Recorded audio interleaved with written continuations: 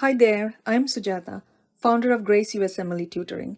I partnered with Achievable to create a comprehensive USMLE Step 1 course for medical students.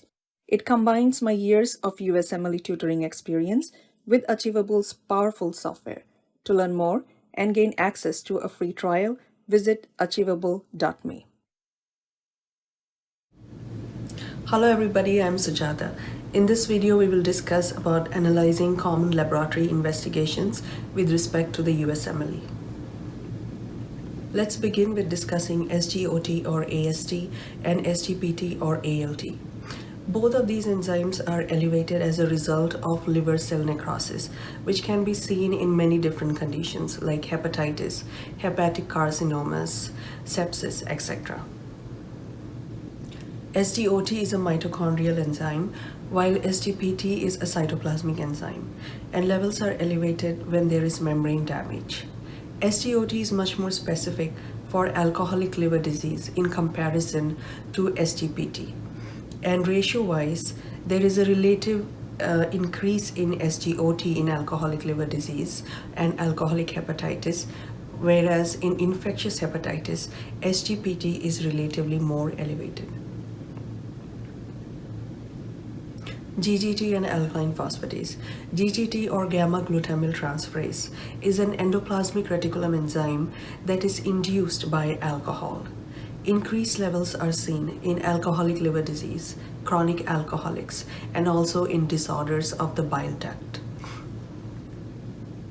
Alkaline phosphatase is a cell membrane enzyme whose levels are elevated when there is cell membrane damage.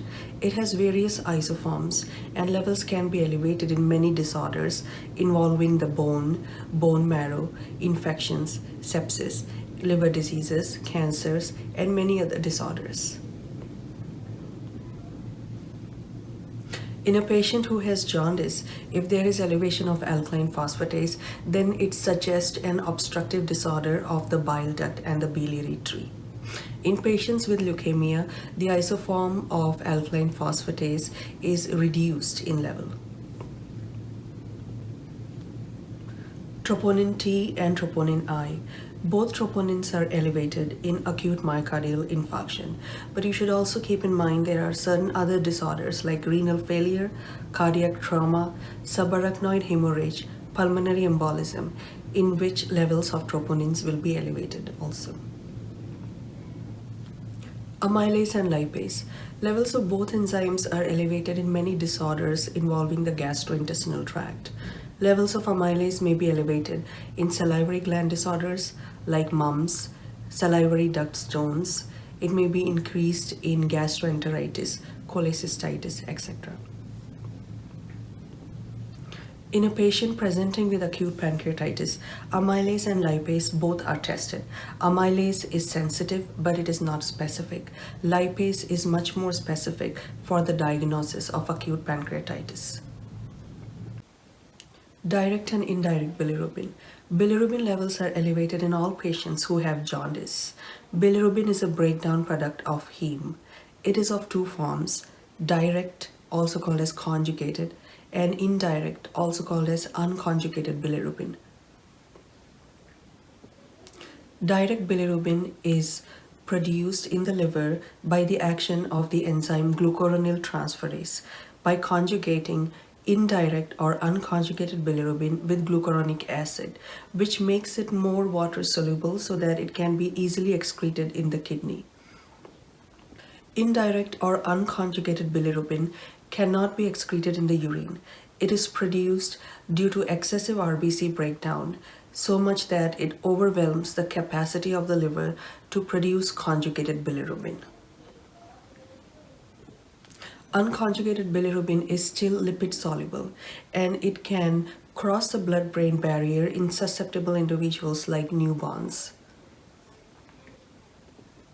Total bilirubin can be calculated as a sum or total of the direct and indirect bilirubin. Direct bilirubin levels can be elevated in various types of hepatitis like viral hepatitis, alcoholic hepatitis, some inherited or congenital disorders like Dubin-Johnson syndrome, Rotor syndrome, etc.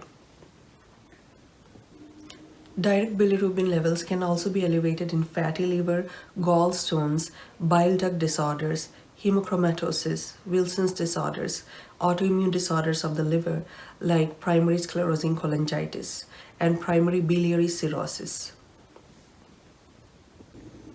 Indirect bilirubin can be elevated in disorders such as hemolytic anemias, Gilbert syndrome, Crigler-Najjar syndrome, breast milk jaundice, Kefal hematoma, and physiologic jaundice of the newborn.